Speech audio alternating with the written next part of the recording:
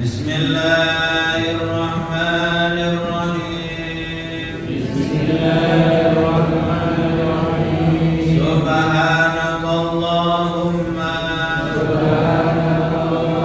Rabbana la ilma lana illa ma 'allamtana innaka antal alimul hakim. Wa tub 'alaina innaka antat tawwabur rahim.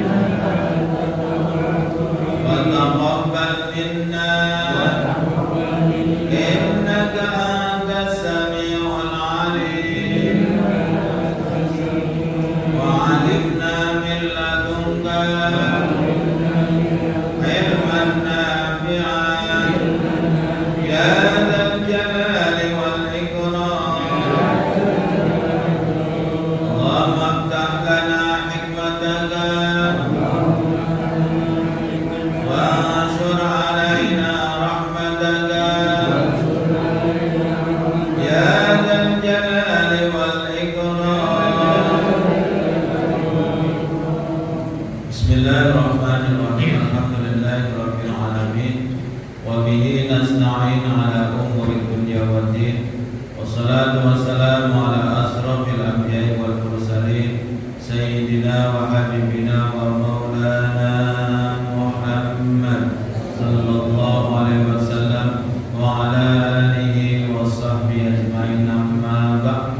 Seluruh jamaah Bapak Ibu yang dirahmati Allah, mari kembali malam ini kita bersyukur kepada Allah atas segala nikmat yang Allah berikan kepada kita. Dengan sama-sama kita mengucapkan Alhamdulillahi Rabbil Alamin. Semoga dengan kita selalu mensyukuri nikmat-nikmat yang sudah ada, nikmat-nikmat kita ditambah terus oleh Allah Subhanahu wa Ta'ala.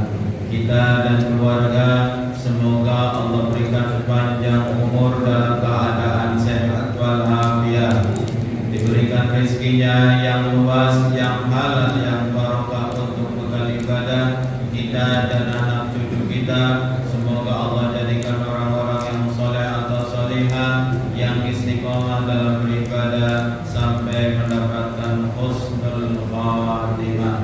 Amin amin ya rabbal alamin.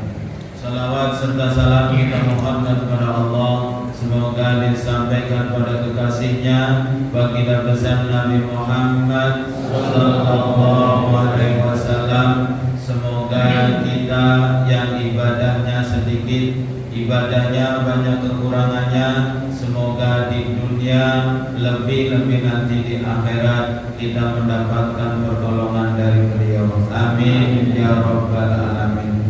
Jamaah yang disayangi Allah, mari kita lanjutkan kajian kitab Nasaihul Ibad, masih halaman 240, halaman 240, makalah ke-7 tentang wasiat Jibril kepada Rasulullah yang pada intinya kepada kita semuanya.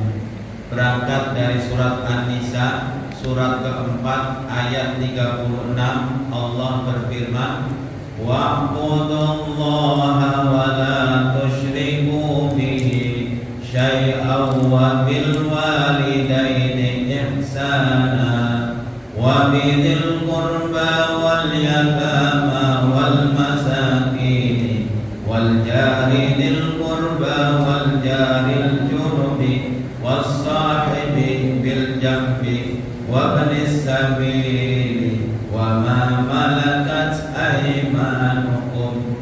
Allah bilang dalam firman-Nya, sembahlah Allah dan janganlah kamu sekalian mempersekutukannya dengan sesuatu apapun, dan berbuat baiklah terhadap dua orang tua, sanak kerabat, anak yatim, orang-orang miskin, tetangga yang dekat dan tetangga yang jauh, teman sejawat Ibnu Sabil dan hamba sahaya. Berarti ini perintah Allah.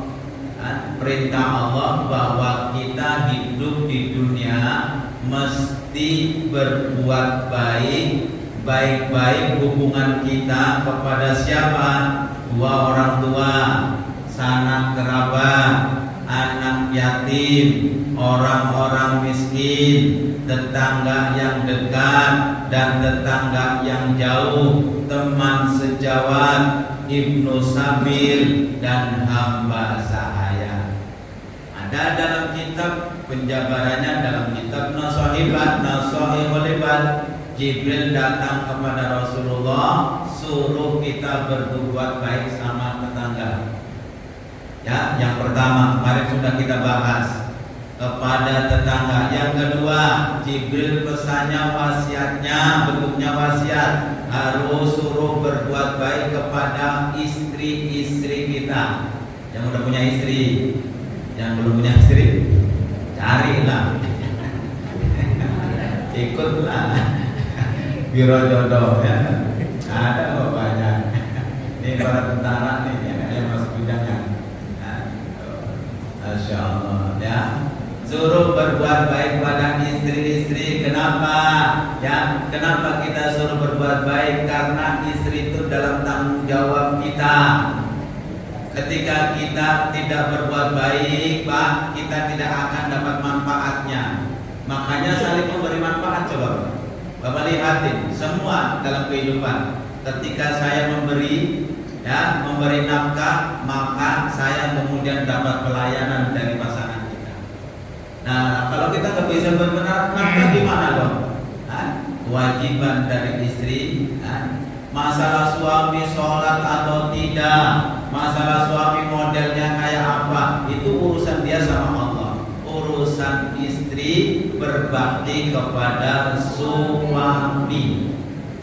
Masalah urusan dia sholat atau tidak, urusan Allah. Aisyah, siapa sih istrinya Fir'aun, siapa namanya? Aisyah. Tuh, tetap dia Pak. Maka usahakan sampai Allah ingetin, wa ashiruhunna bil ma'ruf, pergauli pasangan kalian dengan cara yang baik. Diibaratkan apa, pasangan kita itu kayak pakaian kita, kayak pakaian. Pakaian itu fungsinya untuk menutupi kekurangannya masing-masing. Bapak nggak akan menemukan perempuan sempurna, Pak. Begitu juga perempuan nggak akan pernah menemukan lelaki yang sempurna. Pasti perempuan juga ada kekurangannya pasangan kita. Begitu juga laki-laki. Kalau kita kemudian bisa memahami kekurangan masing-masing, nggak mempersoalkan, malah melihatnya kelebihannya, maka yakin keluarga kalian, keluarga kita akan bahagia sampai akhir hayat. Tapi kalau kita sama pasangan yang dilihat kekurangannya, sampai mati gak akan bahagia. Dan bapak nyari yang sempurna, perempuan gak ada, gak pernah akan ketemu. Kenapa? Karena perempuan itu, karena kita tuh manusia, bukan malaikat. Ya? Kalau malaikat suci, Pak, gak pernah dosa. Kalau manusia tempatnya salah dan dosa. Bukan juga setan. Kalau setan dosa terus. Pasti yang namanya manusia ada sisi baiknya, ada sisi buruknya. Maka Al-Quran ngasih tahu, ngasih petunjuk sama kita. Kalau kita melihat pasangan kita ada kekurangannya, sabar. Kenapa? Di balik kekurangannya pasti ada kelebihan. Minimal dari 4 nih, 1 dari 4, 1 sama parasnya. Cari yang cantik. Yang kedua, yang kedua apa? Ekonominya kalau bisa, kalau ada. Enggak, cantik, kemudian kaya. Orang tuanya kaya. Apalagi dia udah kerja, kaya. Bapak silakan cari. Nah, tapi untuk dapat yang empat-empatnya sempurna nggak akan ada. Cantik, yang atau laki-laki ganteng, yang kemudian atau kemudian kaya raya, kemudian turunan baik-baik, orang tuanya nasabnya baik pak, soleh, dan juga nggak ada jaminan.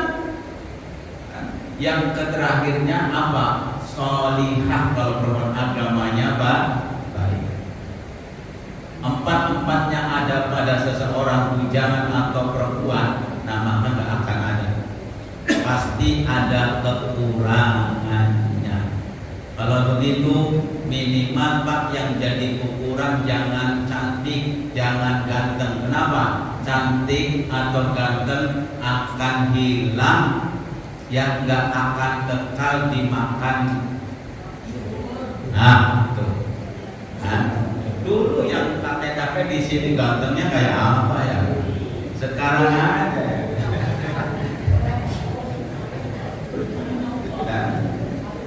Ganteng aduh, yang lagi kusut mudah-mudahnya umuran tentara punya 20 umuran, oh lagi kulit itunya lagi bagus-bagusnya, ya enggak, perempuan pada antri.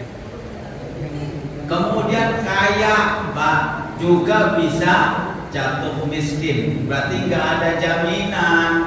Nah, nggak usah nunggu tua pak, rupa itu bisa berubah ketika jatuh kecelakaan, kebakaran atau jatuh dari motor, nyium aspal dicium, nah, nggak pakai pengaman, ya udahlah berangkat. Tuh, jadi nggak usah nungguin tua, kalau Allah menghendaki kapan aja apa rupa itu bisa berubah. Tadinya ganteng, tadinya cantik, kalau itu jadi tujuan satu-satunya memilih pasangan, siap-siap kecewa. Nah, siap-siap kecewa. Yang ketiganya apa?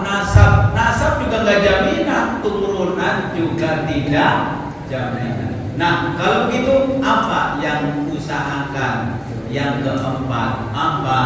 Luas pengetahuannya, asolihah agamanya. Itu yang jadi pertimbangan. Insya Allah nggak usah ngajarin, dia sudah bisa bersikap seperti apa kepada pasangannya. Insya Allah.